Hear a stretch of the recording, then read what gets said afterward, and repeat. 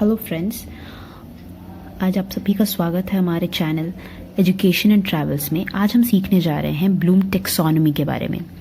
Bloom taxonomy है क्या? Bloom taxonomy educational learning objective से रिलेटेड है। एजुकेशनल लर्निंग ऑब्जेक्टिव्स मतलब आप कोई भी चीज़ जब किसी को पढ़ाते हो तो उसका आउटकम क्या होगा, उसका रिजल्ट क्या होगा, ये उसके बारे में बताता है। और साथ ही ये बताता है कि आपको क्या क्या कॉम्प्लेक्सिटीज या क्या क्या प्रॉब्लम्स फेस करने पड़ेंगे जब आप किसी को कोई पर्टिकुलर सब्जेक्ट सिखाओगे। और साथ ही साथ ये भी बताता है कि आप उनसे डील कैसे करोगे। तो बेसिकली जो ये ब्लूम टेक्सोनॉमी है उसको आप देख सकते हो, उसे डिवाइड किया गया है 6 पार्ट्स में। आपको यहाँ पे अलग अलग कलर्स के साथ दिख रहा होगा। ये लाइट येलो है, ये थोड़ा डार्क येलो, ये लाइट ग्रीन, ये डार्क ग्रीन, ये स्काई ब्लू है, ये डार्क ब्लू है। तो ये सारा लेवल ऑफ कॉम्प्लेक्सिटी शो कर रहा है। जितना ज्यादा नीचे उतना कम वहां की कॉम्प्लेक्सिटी है, मतलब उतना लोअर एनर्जी इन्वेस्ट हो रहा है इन रिमेम्बरिंग अ पर्टिकुलर पॉइंट। और जितनी ज्यादा ऊपर है उतनी ज्यादा कॉम्प्लेक्सिटी इंक्रीज है। इसको 6 पार्ट्स में 6 लेवल्स में डिवाइड किया गया है। वहीं इसको 3 डोमेन्स में मेंशन किया गया है, जैसे कॉग्निटिव, इफेक्टिव, साइकोमोटर। अब ये कॉग्निटिव डोमेन, इफेक्टिव डोमेन और ये साइकोमोटर डोमेन है क्या? कॉग्निटिव डोमेन ये शो करता है कि हम किसी भी चीज को अपने माइंड में कितने देर तक रखते हैं। कॉग्निटिव बेसिकली हमारे नॉलेज ओरिएंटेड है, हमारा नॉलेज को शो करता है। इफेक्टिव हमारा बिहेवियर में चेंज शो करता है। और साइकोमोटर ये बताता है कि हम किसी भी चीज को फिजिकली करने में कितने केपेबल हैं। या फिर आप ये बोल सकते हो जैसे हमारे जो भी एक्सपेरिमेंट होते हैं वो साइकोमोटर होते हैं। अब आते हैं सबसे लोअर लेवल पे। हमारा जो सबसे लोअर लेवल है वो है रिमेम्बर का। अब जब कोई भी कॉन्सेप्ट किसी को एक्सप्लेन करते हो तो वो अगर किसी और को बता रहा है तो वो जनरली किस चीज को करता है? वो रिमेम्बर करता है, यानी कि उसे याद करने की कोशिश करता है। तो ये आता है recalling facts and basic concept. मतलब आपने अगर किसी को कुछ टॉपिक बताया, सपोज आपने नाउन बताया है, तो वो बंदा क्या करता है, उस नाउन के डेफिनेशन को रिमेम्बर करने की कोशिश करता है, रिकॉल करने की कोशिश करता है। ये सबसे फर्स्ट स्टेप है जिसके थ्रू बच्चे भी लैंग्वेज ग्रास्प करना सीखते हैं। वो रिमेम्बर करने की कोशिश करते हैं। तो ये सबसे लोअर लेवल ऑफ अंडरस्टैंडिंग है, या फिर आप ये बोल सकते हो सबसे lower level of education learning objective है, जिसमें सिर्फ याद करना होता है। उसके आगे आता है अंडरस्टैंड। अंडरस्टैंड मतलब समझने की बारी। अंडरस्टैंडिंग द कॉन्सेप्ट या एक्सप्लेनिंग आइडियाज एंड कॉन्सेप्ट, मतलब बच्चे कितने अच्छे से कोई भी चीज को समझ पा रहे हैं, या अगर समझ गया है तो वो किसी को समझा पा रहे हैं। अगर समझे हो तभी तो समझा पाएंगे, इसीलिए वो आता है अंडरस्टैंडिंग सेक्शन में। आप देख रहे होगे इन दोनों को मैंने येलो कलर किया है। क्यों? क्योंकि ये दोनों कॉग्निटिव डोमेन के अंडर में आते हैं। कॉग्निटिव डोमेन मतलब ये बहुत हद तक ब्रेन्स ओरिएंटेड है या नॉलेज ओरिएंटेड है। आपने जो बताया है उनको उतना ही पता है। तो ये दोनों रिमेम्बर और अंडरस्टैंड आता है हमारा कॉग्निटिव डोमेन में। अब आगे बढ़ते हैं। नेक्स्ट हमारा है अप्लाई।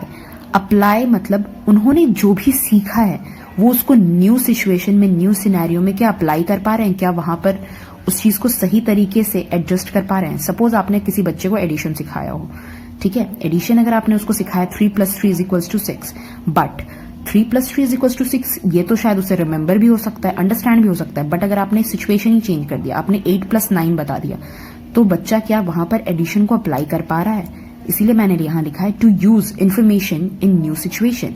वो बताए हुए इन्फॉर्मेशन को न्यू सिचुएशन में अप्लाई कर पा रहा है या नहीं, मतलब अपने लाइफ में वो उस चीज को अप्लाई कर पा रहा है या फिर इफेक्टिव तरीके से उसे फॉलो कर पा रहा है या नहीं, उसके लाइफ में उससे क्या चेंजेस हो रहे हैं, ये चीज ये अप्लाई बताता है। इसीलिए हमने इसको रखा है इफेक्टिव वाले डोमेन में।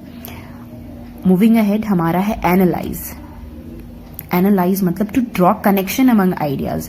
मतलब जब हम कोई कॉन्सेप्ट समझते हैं तो हम उसके साथ दूसरी चीजों को जोड़ने की कोशिश करते हैं, दूसरे आइडियाज को एड ऑन करना चाहते हैं और फिर उनके बीच में सिमिलैरिटीज या फिर डिफरेंसेस ढूंढते हैं, तो उसको बोलते हैं एनालाइज करना।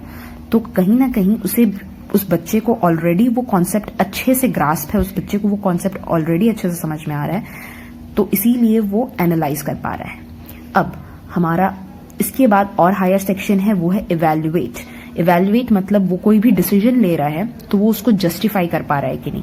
उसके पास इतनी कैपेसिटी है या नहीं कि वो अपने डिसीजन को सही प्रूव कर पाए, वो आता है आपका इवैल्यूएट सेक्शन में। और इसके ऊपर है क्रिएट।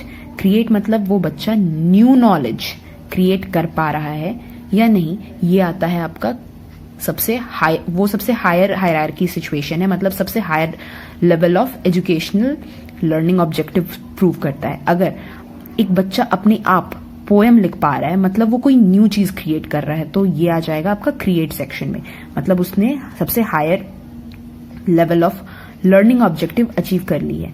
तो ये आ गया आपका साइकोमोटर में। अब हम आते हैं अपने नेक्स्ट स्टेज पे कि हम जब भी कोई लेसन प्लान कंस्ट्रक्ट कर रहे होते हैं तो हमें उनमें कुछ वर्ड्स लिखने पड़ते हैं जनरल एम्स के लिए और स्पेसिफिक ऑब्जेक्टिव्स के लिए। तो वो यहाँ पर मैंने कुछ आपको प्रोवाइड किए हैं। जैसे रिमेंबर के लिए मैंने ये वर्ड यूज किया है like cite, collect, copy, define, describe, duplicate, identify, लेवल, list, match, memorise, order, recall, recognise, repeat, show, specify, state. मतलब ये सारी चीजें ये शो कर रही हैं इस डोमेन की कि हम क्या कर रहे हैं, उन चीजों को याद रख रहे हैं। नेक्स्ट है हमारा अंडरस्टैंड, मतलब समझना, एसोसिएट करना, classify, convert, describe, differentiate, discuss, distinguish, estimate, explain, express, extend, group, order, indicate, review, select, summarise, translate, understand. ये सारा हमारा अंडरस्टैंडिंग वाले में आ जाएगा, यानी कि हम उसे क्या समझ पा रहे हैं। नेक्स्ट आता है एप्लीकेशन, हम अप्लाई कैसे करेंगे। सबसे फर्स्ट वर्ड ही हमारा अप्लाई है।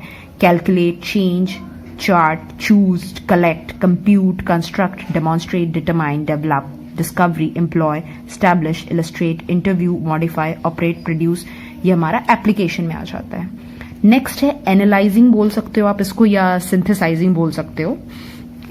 ये जनरली हमने यहाँ पर ये हमारा फोर्थ स्टेज है। आपने एक चीज नोटिस की होगी कि हमने यहाँ पर सिर्फ 4 ही कॉलम्स बनाए हैं, जबकि हमारा ब्लूम टेक्सोनॉमी वो 6 डिफरेंट स्टेजेस में डिवाइडेड है। इसके पीछे का सिंपल रीजन है कि हम सारे 6 स्टेजेस को अपने लेसन प्लान में नहीं शो करते हैं, हम सिर्फ 4 स्टेजेस को शो करते हैं। और हमारा उस पर से भी अगर आपका लेसन प्लान लोअर सेक्शन के लिए, दैट इज स्टैंडर्ड 8 तक के बच्चों के लिए है, तो आप रिमेंबर, अंडरस्टैंड और एप्लीकेशन करोगे। और 6 तक के लिए है तो आप रिमेंबर और अंडरस्टैंड करोगे, वहां पर आप एप्लीकेशन भी नहीं रखोगे।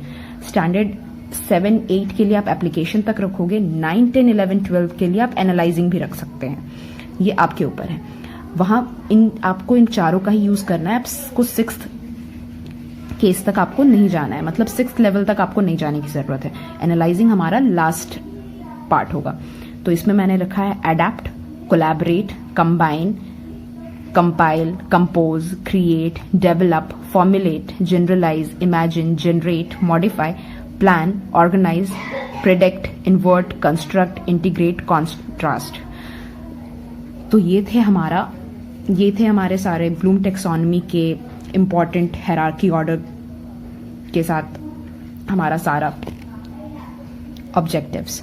तो इसी के साथ आप सभी से मिल लेती हूँ। अलविदा, थैंक यू।